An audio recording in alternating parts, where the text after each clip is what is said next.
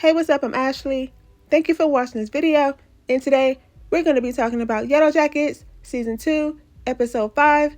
And let's get started. So we saw Misty and Crystal in the cabin telling each other their secrets about which celebrities that they would want at their slumber parties. And you already know Misty had a weird list. And then here comes Mari walking up with a deck of cards talking about pick one so you can do your chores. So Crystal picks the card and she's like, oh no, not again. Her card turned out to be the two of spades, and when you pick that, you gotta go empty out the poop bucket. So Misty's like, don't worry, I'll go with you. Now, if you don't know anything about the two of spades, I suggest you go Google that because it doesn't look like anything good comes from a two of spades. But I find it interesting that they showed us Akilah picking a card because they could have just left that out. I don't see a point of them showing us Akilah picking a card. But when she was picking the card, she could see what card she was picking anyway. Mari don't know how to let nobody pick a deck of cards right. But her shady self probably did that on purpose because when she had Misty and Crystal pick a card, the card deck was pointing down. You ain't slick, Mari. I see you. I can't wait until your day comes. But later on that day, we see Misty and Crystal out there emptying the poop bucket. And while they were doing that, they were playing a game of rapid fire secrets. One of Crystal's secrets is that her real name is really Kristen, and she never corrected anybody because she liked the nickname Crystal the Pistol that they gave her. Okay, so they're going back and forth telling each other secrets, and then Misty got so comfortable, she was like, you know what?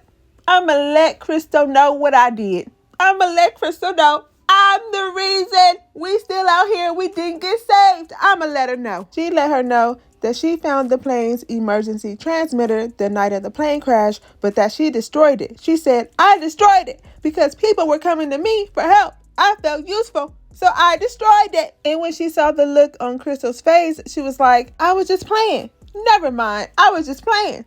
I would never do anything like that. Crystal said, you're not that good of an actress. And then that's when Misty said, come on, bestie, I would never. Crystal's all like, you're not my best friend. You're a psycho. You're a psycho. And this is where Crystal messed up at because she ran towards the cliff. Why would you run towards the cliff? So, of course, Misty runs after her and she's like, you can't tell anybody. I promise I'll do all of your chores. You just can't tell anybody. And then Crystal's like, well, what if I do? What are you going to do? Poison me? And that's when Misty walks up to Crystal and she tells her that she'll end her life if she tells anybody. So she ends up walking Crystal off of the cliff. Crystal's backing up and that's how Crystal falls off the cliff. Falls off the cliff. Did she fall on top of the poop she just emptied? Did she fall on the poop that she just emptied? I just see her down there looking like a pretzel. A pretzel. What a way to go out. Falling off of a cliff onto the poop that you just emptied down there. All because you wanted to be friends with Misty. See what being friends with Misty will do to you? So Misty finds her way down from the cliff, and when she gets down there where Crystal is, she finds Crystal looking all discombobulated, looking like a pretzel. And she tries to do CPR on Crystal. And then while she's doing CPR on Crystal, blood just coming out of Crystal's mouth. Girl, your little CPR training, whatever you had, it's not going to help Crystal now. Crystal gone. She been gone. Look at her. Look at Crystal. It didn't take long for the snow to cover her up. But my thing is, why did they have to go on top of the cliff to empty the poop bucket? They could have just went down there where Crystal landed at. Because Misty found her way down there anyway. They could have just emptied the poop right there. Make it make sense. So at this point, the storm has started and Misty finds her way back to the cabin. And when she gets there, she's like, I lost Crystal. The storm started and I couldn't find her. I just lost her. So everybody's like, oh no. And Van's like, Taissa and Shauna are still out there. So everybody run out to the porch and they're yelling out for Shauna and Taissa. And then Misty over there, Crystal. It's what a true psycho does. She's a lunatic. So then we see Lottie doing her little voodoo magic. And she asked Van, what do you hear? But then we see Natalie in the background saying, what does that have to do with anything? She's sick of Lottie. But Van's like, I hear the wind. I hear the trees. And then there go Misty in the back talking about, I hear my friend. You hear her ghost? Is that what you mean? But while they were all back at the cabin and on the porch, Shauna and Taissa was out there in the woods, and Taissa was chasing after Shauna because Shauna didn't want to be around Lottie anymore, her little voodoo magic. Shauna was freaked out a lot about Lottie and with Lottie being so obsessed over her baby. Lottie had people sitting on tree stumps in a circle talking about a new life is coming. We can't wait for him to get here. Talking about what do you hear out there? All that little weird stuff. She even had to push Lottie off of her because Lottie was whispering some weird things to her baby while Shauna was asleep. Lottie talking to the baby saying, "You're going to change everything." Shauna woke up fighting, and I don't blame her because I'm going to do the same thing. I'm going to wake up yelling, screaming, and swinging. And Lottie's talking about, "It's good to talk to the baby while it's in utero." Shauna's like, "Yeah, so it can recognize its mother's voice." And what made Shauna even more mad was that Taissa stuck up for Lottie, talking about she wasn't hurting anybody, Shauna, because now Taissa is even going to Lottie's tree cult church because Van wants her to, and Van is convinced that the reason why Taissa isn't sleepwalking anymore is because she's been going to Lottie's little cult church thing. So now everybody knows Taissa's business, and she doesn't even have to be tied up to Van anymore while she's sleeping. Just what is Lottie doing? Since Shauna doesn't even have Taissa on her side anymore, Shauna's like, "I gotta get out of here. I gotta get away from these people. I don't want to give birth around Lottie." So that's why Taissa was chasing Shauna down in the woods. Shauna went in. She was like, "You're supposed to be my friend, not Team Lottie. You joined her little tree church cult. She's obsessed with my baby. She's a weirdo. I don't need y'all praying for me. If anybody should be excited, it should be me." Taissa's trying to explain to her that she's only doing this for Van and that she's not afraid to go to sleep anymore. But for once, I agree with Shauna because it's weird. It's really weird. So while Shauna was going in on Lottie, a storm started happening. And I don't think it's a coincidence that a storm started happening and Shauna went into labor at the same time. This is all Lottie. Is Shauna going to have some kind of weird devil baby? I don't think this is going to be a good-spirited baby. I think something's going to be wrong with it. Why does some of this remind me of Rosemary's Baby? And shout out to one of my subscribers, Daisy, because Daisy said no matter if Shauna's baby lives or dies, Shauna's still going to be producing milk. And I never even thought about that. So they going to be grabbing at Shauna's titties? Are they going to try to snatch them off? Oh my God, I can only imagine. So Javi isn't talking to anyone. He won't tell anyone where he's been this whole time. But we did find out that he's the one that's been eating the bear meat. I found it interesting that when Travis was asking Javi where he's been at this whole time, Javi doesn't answer. He just looks at Lottie as if Lottie has something to do with it. And I wouldn't be surprised. I think this does have something to do with Lottie. Since she loves trees so much, she likes to touch them, sit on them, let her blood drip on them. So I feel like that tree that we saw that was melting is connected to Lottie in some way. You know who else loves trees?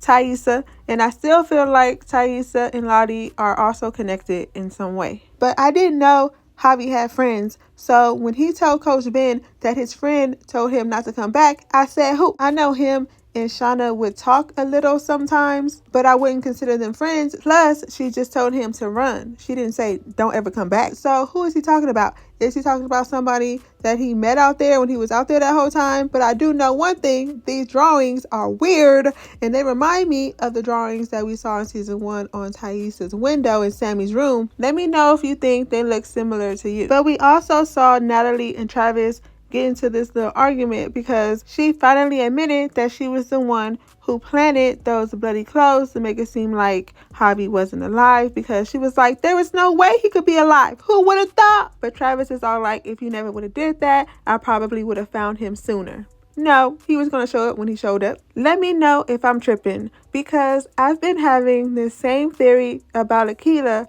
since season 1, and especially now since this Akilah got recasted. She looks like she could be the younger version of Simone. The first one that we had, she didn't really look like she could be Simone. And in season 1, only one scene sticks out to me between Taissa and Akilah. And it's when Taissa was doing Akilah's hair on the beach. And while she was doing Akilah's hair, she looked up at Van and smiled at her. And in this season so far, Akilah and Taissa has had a couple of scenes together. And in these scenes, they're either bonding in some kind of way, talking about the past or something. Last time, Akilah was talking about missing her nephew. And this time, she was talking about doing some kind of pre-game ritual. She told Taissa the only reason why she's going to Lottie's tree cult church is because Taissa is going. And if you notice, while they're at this church cult, she's sitting right next to Van and Taissa. And if you notice that in a lot of these scenes, Akilah is in the background of either Taissa or Van. I could be looking too much into this. I could be totally wrong, but then I could be totally right. But y'all let me know what y'all think about that. But maybe they're trying to tell us that Akilah swooped up and took Ty, and that Akilah changed her name to Simone once they got back. So we finally get to see more adult Van in this episode, and when we see her, it looks like she's binge eating on a donut and some sort of lemon lime soda. Then she goes to get her mail, and we see that she has a lot of past due bills. But she doesn't care. She just throws them in the trash. And that makes me remember that I need to bring up something later on about Van. So y'all don't let me forget that. So anyway, we see that her store and her house is all connected. So we see her walk out of her house into her store. Side note, I love that movie, Welcome to the Dollhouse, that she's putting up right now. If you haven't seen it, you should probably see it. Anyway, we see right before Taissa came into the store, Van was getting her store ready. Customers was coming in and out. And then that's when we see Taissa come into the store. As soon as Taissa got inside, she fell down. I said, how you do that? And they never came back and addressed the reason why she fell down in the first place. I said, what in the world? If y'all know why Taissa stumbled like that, let me know. And we saw later that Van was asking Taissa what was she doing there, but Taissa didn't answer her right away. She just gave her that pin that she got from that truck driver where when you turn the pin upside down, the lady get naked. We also found out that they were both at Shauna's wedding and they swapped a pin from one just like that. My question is, did Van and Taissa go together at Shauna's wedding? But Taissa did let Van know about her sleepwalking again and about her dog altar that she got in her basement. And Van was disgusted. She was like, did Sammy see? But did you tell her that she went out and got another one? That she went out and got another dog? You didn't tell her that, huh? Because you know that's crazy. So Van's like, so what's next? And Taissa's like, well, I need to take a shower. I've been hitchhiking across Pennsylvania. I need to take a shower. So she's over there beating around the bush. She knows that she needs Van's help, but she doesn't really want to get Van too involved. She doesn't want to hurt Van. So when Taissa gets out of the shower, she starts snooping around in Van's cabinet. And that's when she finds oxycodone. She goes up to Van. She's like, what is this? This is heavy duty. What you doing with this? And Van's like, this is what I take to mind my business. And told Taissa that she should take too. But Van is claiming that the V stands for Vicky, which is her mother's name, because her mother lived with her until she died from cancer. Now, if that was true, I would think that you would throw away the medicine. But no, she has the medicine in her cabinet. And she just now threw the medicine away when Taissa confronted her about it. She should have been threw that away. But anyway, Van was telling her her mom started to be nice to her once she figured out that she was dying.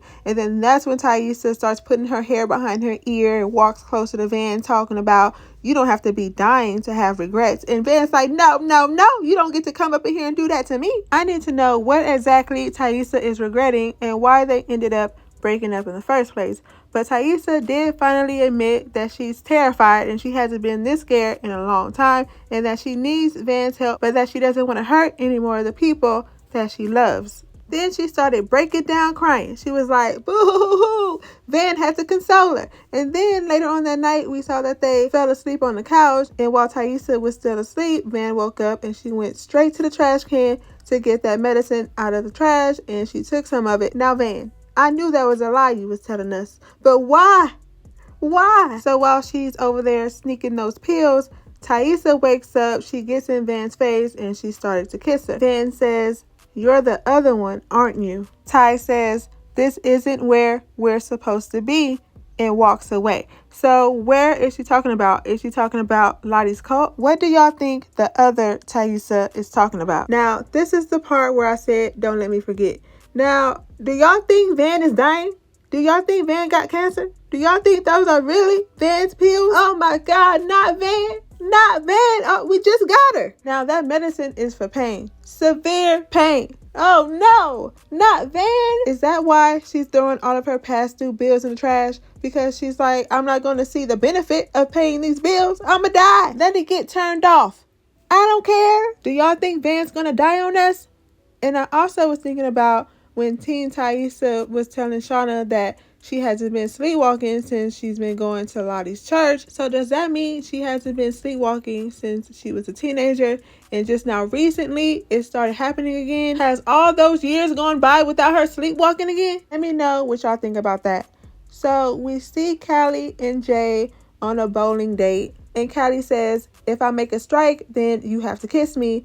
Jay's hesitant, but he's like, well, she hasn't been hitting a strike all night, so ain't no way I'm gonna have to kiss her. But what are the odds? She hits a strike and she's like, where my kiss at? He's low-key freaking out. He's like, it's not that I don't want to kiss you, it's just that this is the part in the relationship where I start to rush everything and mess everything up. So Callie ate that up. No, girl, you're just an underage dummy. So he's like, I gotta go to the bathroom. And while he's at the bathroom, their waiter comes by, gives them their check, and says, I'm off, but the bar is open. So Callie starts looking at the receipt, and she notices that the receipt says M. Syracuse. So a light starts going off in Dum Dum's head, and she's like, wait a minute. This is not his name. This doesn't say Jay. That's when she Googles his name and finds out that he's really a cop. So she starts acting different when they get inside of the car. She realizes that she's an idiot and that she's been used this whole time. She decides to throw him off and tell him that her mom's been cheating with her dad's best friend, Randy. Even though she's dumb Callie, that was a good idea to throw him off like that because he wasn't expecting that at all. So when they get back home, Callie lets her parents know that she was a dumb and told a cop about their affair, but that everything's gonna be okay because she told him that her mom's been cheating with Randy. And just like, my best friend? You're having them believe that she's cheating with my best friend? Why are you in an uproar about that? Of all things. They're both like, chill out. It's better than having them thinking it's Adam. But Shauna thinks that this whole thing is a good idea. She tells Jeff, we gotta get Randy ready. So Shauna puts on an outfit that she thinks is cute and she pulls up to the motel. And when she does that, Nick and Jay are already waiting for her to go in there. When she gets inside, she hands Randy a condom, tells him to go to the bathroom, do his thing in it, but don't think about her while he's doing it. But when he was in there, he was having a hard time. Looked like he was about to pull it off. He looks inside of the cabinet where he sees this lotion. He gets this idea and he's like, okay, I'm gonna just put some lotion in this condom. And that's where things went left. He's messing it up for everybody. Just because he couldn't get one off and wanted to put some lotion in the condom. Maybe he should have thought about Shauna. But when Shauna and Randy leaves, that's when Nick and Jay go inside of the motel. Nick didn't want to go in, but Jay's like, something doesn't seem right, so they go inside. And that's when Jay finds the condom with the lotion inside of it. He was like, ha ha ha ha. So all because of Jeff, they will not be letting up off of Shauna's neck anytime soon. If they gonna lock Shauna up, lock her up. Lock her up then. What you waiting for? It's taking too long. Now, we saw Walter and Misty again on their road trip to try to find Natalie. Walter's trying to play games in the car, but Misty is not here for it. She's like, I have to concentrate, and you do too. As they're driving around, Misty sees this sign with a B on it, and she's like, turn around, turn around. So when they turn around, it did turn out to be Lottie's coat. She noticed that the sign in that honey jar that she got from the farmer's market has the same picture on it. So they get out the car and they tell the people to let Natalie know that she has visitors. So when Natalie comes to the gate, she's like, what are you doing here? And who is that guy? Misty tells her, we're here to save you because you've been kidnapped. And Natalie's like, yeah, I've been kidnapped, but I wasn't held against my will anymore, even though Lottie did send some people to get me. And Misty's like, Lottie? The same Lottie who was committed into a mental institution in Switzerland? That Lottie? And Natalie's like, yeah, that Lottie, she's helping me reflect or whatever. I'm trying to do a thing here, so go home. You're getting in my way. Misty's crazy self over here hunting and searching for Natalie, and Natalie's like, go home. Go home, I don't need you. And who's surprised by that? Nobody. When they get back to the car, Misty is saying how she doesn't understand that she could miss something like this because she's kept tabs on everybody. Walter's like, at least you know that your friend's okay. That's all you wanted to know anyway, right? She said we can go home. And Misty's like, go home? Go home? That's the first thing that a cult would want you to do is get rid of your friends and family. That's cult 101. She starts saying maybe Lottie is jealous of me and Natalie's friendship because You can't buy that kind of friendship, but you can kidnap it. She is delusional. And the one person who most likely would have been her true friend fell off the cliff with Misty's involvement.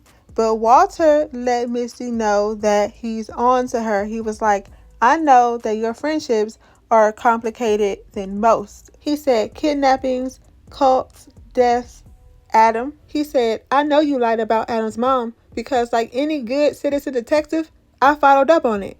And I found out that she died. He said, I laid it all out to try to figure out why you would want to lie about something like this. And I came to the conclusion that you're the one who unalived Adam Martin. Maybe you did it to help out a friend. I don't know, but that's what I came to the conclusion to. Misty said, you think I'm capable of something like that? He said, sure. You're charming and impulsive, and you have some of the same traits as an SK. Y'all know what an SK is, but you pull it off. But hey, my grandma got convicted for unaliving my grandpa. She got 30 years for it. And even though she got 30 years, she still remembered to send me a birthday card every year. Misty said, you need to go. But she was the one who got out of the car. She hopped out that car so fast, she went to the trunk and got all her stuff out. She was like, this right here, whatever we had going, it's done. So now Misty is on the side of the road, and I'm like, she's about to walk up inside of Lottie's coat.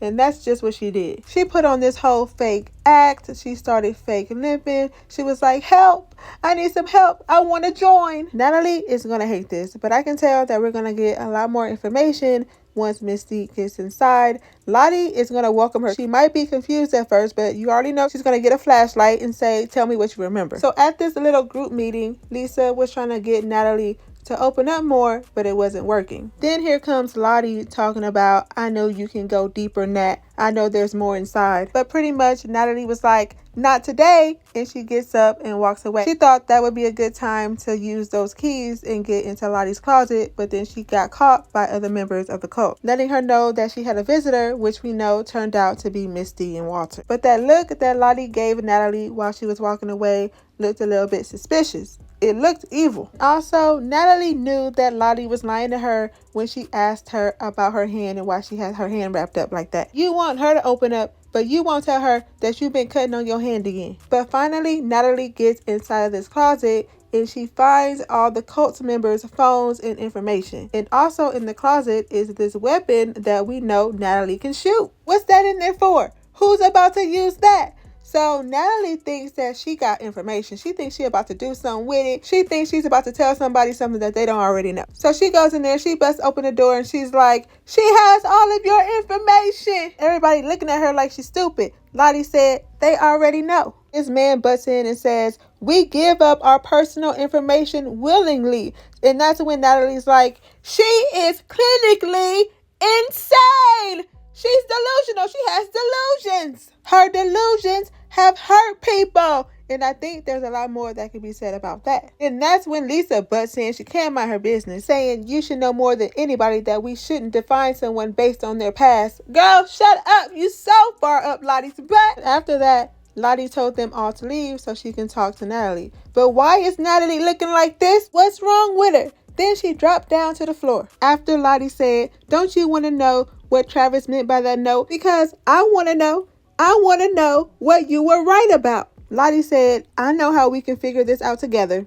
And it was by hypnotizing her. She pulled out her flashlight. She told her to look at the light, no matter how difficult it got, and to allow herself to go back. And to picture the last time you saw Travis alive. She says, what do you see? And Natalie tells her that she sees the beach, she sees Travis, and she tells her that he had a girlfriend and that she thought about breaking that up sometime. See Natalie and Travis in what looks like to be a motel room, and they're getting high. We see Natalie overdosing and Travis trying to wake her up. Natalie said that she saw the crash site, but that it looked different because none of them survived. Lottie was like, none of us survived? And while she's getting revived by the paramedics, she's telling Travis that she saw it and that she felt it. She's telling him that we brought it back with us. And then she wakes up out of her hypnosis and she says, there was a darkness with us out there that whole time, and they're in us. That's what I was right about. And then she lays down in Lottie's lap. But when she lays down, she turns into her teenage self. Then that's when this antler shadow appears and Lottie is freaked out. But Lottie needs to explain herself more on how Travis died, because That was a lie. And she over here getting information out of Natalie. I want to know your thoughts about this whole thing, about what Natalie just told Lottie, and about the darkness still being with everybody. Obviously, the darkness is still with everybody, but why? We need to know why, what was really going on out there. What is the darkness? The whole story about it. And I'm still stuck on the fact that Natalie said that none of them made it. None of them made it. So how are they alive? So how are some still alive now? Did they get chosen by the darkness out there? And that makes me think about Van getting stuck in the plane. She wasn't able to get out, but then she miraculously showed up. And what is this? Why is Natalie looking like this? Her eyes is blacked out. What's that on her head? What y'all think that is, and what y'all think that means? And real quick, I just want to point out that during Natalie's little hypnosis flashback, we saw the paramedics, the EMTs or whatever working on her, and we saw this same flashback in episode 2. And if you look closely, you can see Travis closing the door. So just Natalie being at Lottie's cult made her have this little dream flashback. That's weird. Let me know what y'all think about that. And also, let me know what y'all thought about this episode in the comments so we can talk about it. And if you haven't already and want to see more videos like this, don't forget to like, comment, and subscribe. Thank you for watching this video, and I'll see you in my next one.